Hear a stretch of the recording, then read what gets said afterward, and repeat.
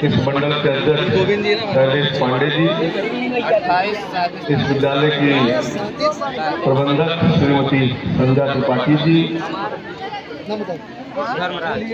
जिला पंचायत अध्यक्ष रविकांत पटेल जी,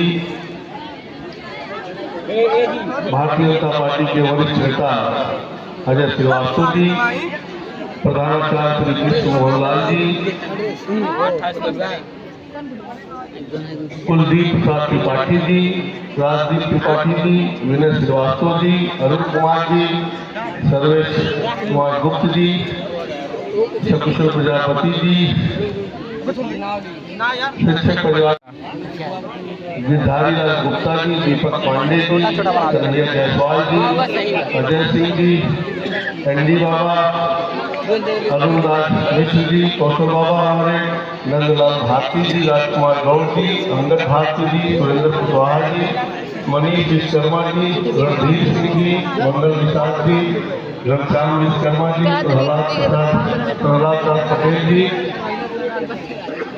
निषाद पार्टी के अध्यक्ष निषाद जी, यहाँ उपस्थित हमारे सभी बड़े बुजुर्ग तथा प्यारे बच्चों, सबसे पहले तो मैं सभी लोगों को बहुत बहुत धन्यवाद देना चाहता हूँ कि आप सबके ही आशीर्वाद सहयोग से आज मैं 7वीं बार लोकसभा का सदस्य चुना गया और भारत सरकार में वित्त राज्य मंत्री का दर्जा मुझे प्राप्त हुआ। इसके लिए आप सबका कोटि कोटि नमन करता और कहीं न कहीं सबकी सदस्यता भी होनी है। जो पार्टी का एक सदस्यता अभियान चल रहा है कि भारतीय जनता पार्टी का हर 6 साल पे नई सदस्यता होती है। पिछली बार सभी लोगों ने मोदी जी और योगी जी से प्रेरित होकर के पूरे प्रदेश में और पूरे देश में चाइना के कम्युनिस्ट पार्टी से भी बड़ा कह लीजिए कि दुनिया के सभी राजनीतिक दलों से सर्वाधिक ज्यादा सदस्यता भारतीय जनता पार्टी बना करके नंबर 1 की पार्टी दुनिया में बनी थी। हम सबको भी गर्व होता और इस बार फिर माननीय प्रधानमंत्री जी और अपने राष्ट्रीय अध्यक्ष नड्डा जी का आह्वान है कि पहले से ज्यादा सदस्यता इस बार हम लोग पूरे देश में घूम कर कराएं। आज उसी कार्यक्रम के तहत मैं आप सबके बीच में आया हूं निवेदन करने कि आप भारतीय जनता पार्टी का सदस्य बने। अब मन में होगा कि भारतीय जनता पार्टी के सदस्य क्यों बने, उसके पीछे मेरा 10 साल का तर्क है। कमी बेसी जो लगा रहता है, कुछ न कुछ कमी लगा रहेगा। लेकिन अगर 2014 का पहले का भारत देखें, 2014 का पहले का उत्तर प्रदेश देखें और 2014 के पहले का महाराष्ट्र देखें और 10 साल में मोदी जी और योगी जी ने जो समाज में और विकास में परिवर्तन किया और एक हमारी एक स्पष्ट नीति है कि सबका साथ सबका विकास के आधार पर हम देश को आगे बढ़ाने का काम करें। और आप सबने देखा होगा कि 10 साल के भीतर जो प्रधानमंत्री जी ने नारा दिया था कि सबका साथ सबका विकास, और प्रधानमंत्री जी का लक्ष्य है कि 2047 में भारत को हमें विकसित राष्ट्र बनाना और आज भी भारत की अर्थव्यवस्था दुनिया में 5वें स्थान पर लाने का काम किया। ये मोदी जी के नेतृत्व में हम 2027 तक और दुनिया का अनुमान है कि जिस प्रकार से भारत का विकास गति चल रही है कि 2027 में भारत दुनिया की तीसरी सबसे बड़ी अर्थव्यवस्था बनकर के उभरेगी। मानना है प्रधानमंत्री जी का प्रयास है कि 2047 तक आते आते दुनिया में भारत की अर्थव्यवस्था हमें 1 नंबर पर पहुंचाना है। उस दिशा को लेकर के काम करना है। अगर दुनिया में भारत का गौरव बढ़ाना है तो भेदभाव से काम नहीं चलने वाला है। इसीलिए प्रधानमंत्री ने नारा दिया था सबका साथ सबका विकास। अगर 10 साल का कार्यकाल देखें तो कोई भी योजना हो, कोई भी विकास हो, किसी ने कोई भेदभाव नहीं किया। चाहे हिंदू हो, चाहे मुस्लिम हो, चाहे अगड़ा हो, चाहे पिछड़ा हो, चाहे दलित हो, चाहे वोट दिया हो या ना दिया हो, उसका भी कल्याण करने का काम मोदी सरकार, योगी सरकार ने करने का काम किया है। और भविष्य में मोदी जी जो कहते हैं उसको पूरा करें। मोदी जी ने कहा था कि सबको हम छत देंगे।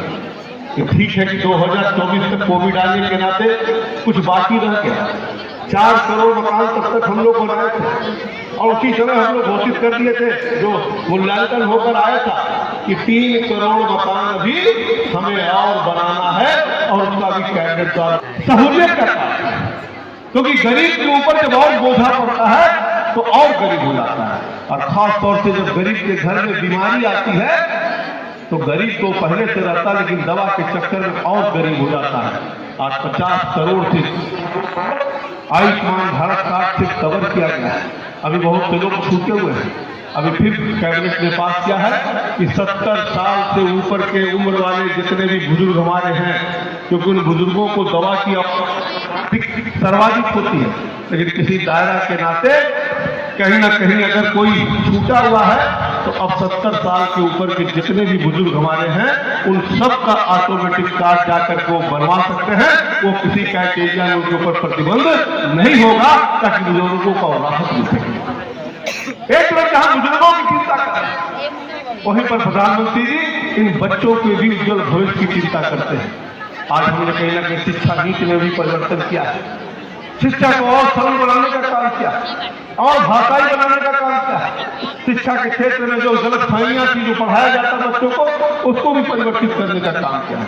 इसलिए मित्रों, प्रधानमंत्री जी का लक्ष्य है कि भारत को हमें नंबर 1 बनाना है, और भारत को अगर नंबर 1 बनाना है तो इस देश में रहने वाला कोई भी नागरिक अगर विकास से छूटा रह गया तो भारत नंबर 1 नहीं बन सकता है। इस लक्ष्य को ध्यान देकर मोदी जी काम कर रहे हैं।